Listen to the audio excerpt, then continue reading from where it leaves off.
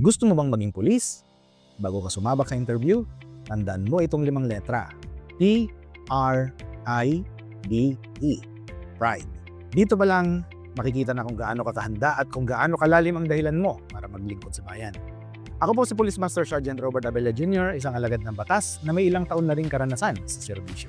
At para sa mga porsigidong aplikante ng PNP, gusto kong ibahagi sa inyo ang simpleng gabay na makakatulong sa inyong journey dahil ito mismo ang ugat ng pagiging tunay na pulis.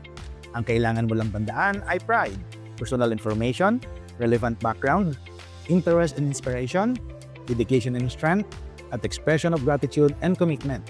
Unahin natin ang P. P. Personal information. Laging magsimula sa magalang na pagbati at maikling pagpapakilala. Simple lang pero maayos.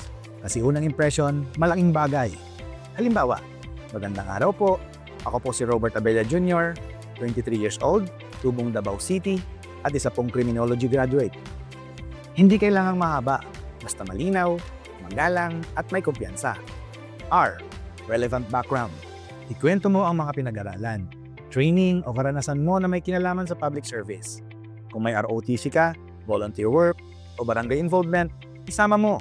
Dito mo ipakita na hindi ka lang basta nag-a-apply, kundi may pinagdaanan ka sa larangan ng disiplina at serbisyo. Halimbawa, isa po akong aktibong miyembro ng barangay volunteer group at sanay akong humarap sa mga tao sa komunidad. I. Interest and inspiration. Ito ang puso ng lahat. Sabihin mo kung bakit mo gustong maging bahagi ng PNP. Baka childhood dream mo ito. O baka na-inspire ka ng isang pulis na tapat sa tungkulin.